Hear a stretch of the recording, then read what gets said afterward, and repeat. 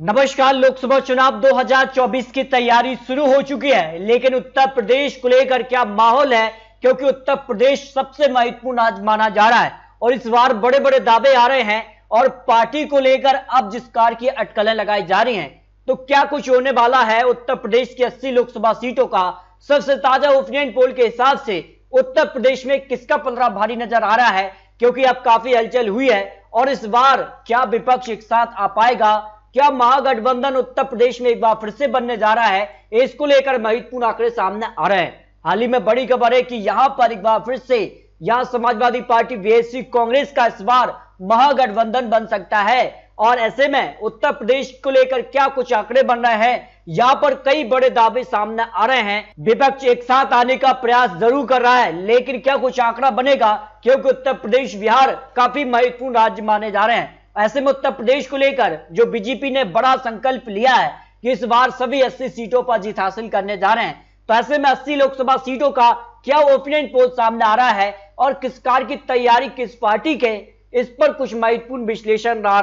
क्योंकि उत्तर प्रदेश में निकाय चुनाव में बीजेपी ने यहां पर जीत हासिल की थी, तो उत्तर प्रदेश निकाय चुनाव को सेमीफाइनल की तरह देखा गया था। तो ऐसे में उत्तर प्रदेश को लेकर क्या कुछ आंकड़ा बन रहा है? क्योंकि काफी महत्वपूर्ण आंकड़ा उत्तर प्रदेश की 80 लोकसभा सीटों पर आ रहा है, क्योंकि उत्तर प्रदेश के लिए मुस्लिम वोट बैंक यहां पर काफी महत्वपूर्ण हो जाती है। करीब 10 से 15 सीटों पर असर डालते हैं और बीजेपी ने इस बार कहीं ना कहीं इन्हीं सीटों पर टारगेट किया है, जिसमें अगर बात की जाए बिजनौर में 45% मुस्लिम वोट बैंक आती है, मुरादाबाद में 48, 45% नगीना में, संभल में 43% और 43% सहारनपुर में, 38% अमरोहा और गाजीपुर में 10% मुस्लिम वोट बैंक आते हैं।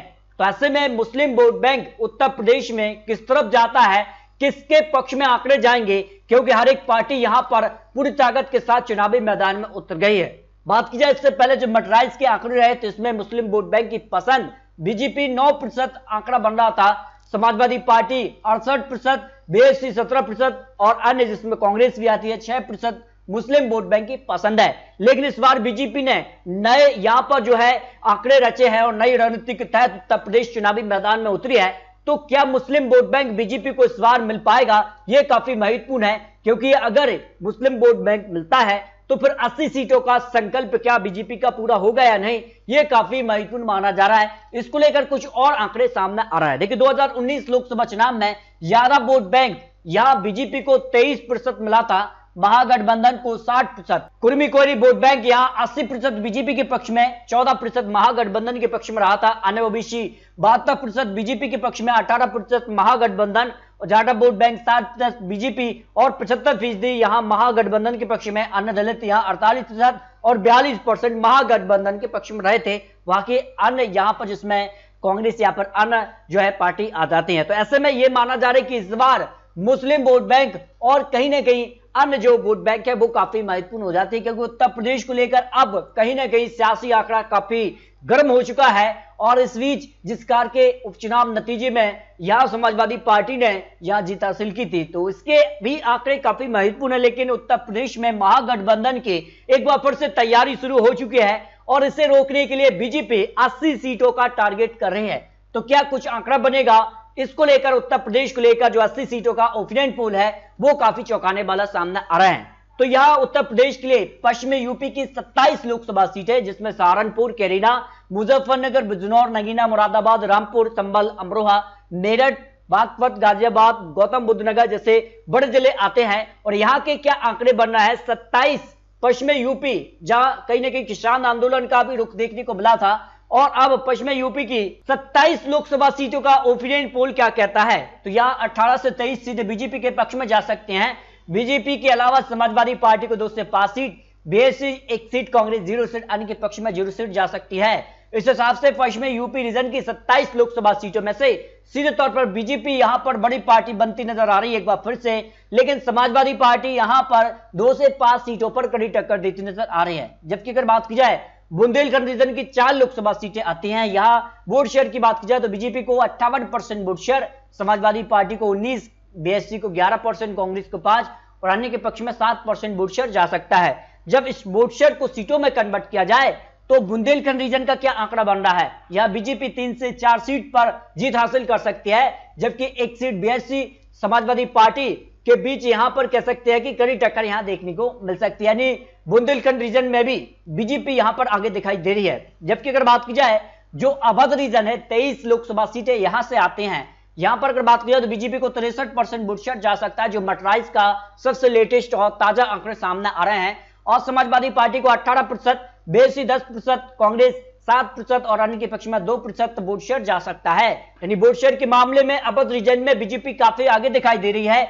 लेकिन सीटों की बात की जाए तो 23 सीटों में से बीजेपी 18 से 23 सीट भी हासिल कर सकती है, जबकि 1 से 2 सीट यहां समाजवादी पार्टी, बीएसपी या फिर कांग्रेस में कड़ी टक्कर यहां देखने को मिल सकती है। निश्चित तौर पर भारतीय जनता पार्टी यहां पर भी बढ़त बनाती नजर आ रही है, लेकिन कुछ सीटों पर यहां समाजवादी पार्टी, बीएसपी, कांग्रेस यहां कुछ कड़ी टक्कर दे सकती है। जबकि अगर बात की जाए पूर्वांचल रीजन की 26 लोकसभा सीटें आती हैं। और वोट शेयर के मामले में अगर बात की जाए यहां को लेकर जो मटराइज ने ओपिनियन पोल किया है, उसमें बीजेपी को 64% वोट शेयर और समाजवादी पार्टी को 15% वोट शेयर, बीएसपी 16, कांग्रेस 3% और अन्य के पक्ष में 2% वोट शेयर जा सकता है।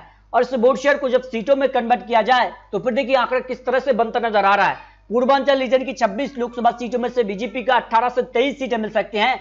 समाजवादी पार्टी 1 से 3 सीटों पर कड़ी टक्कर दे सकती है, बीएसपी 0 से 1 सीट, कांग्रेस अन्य के पक्ष में 0 सीट जा सकती है।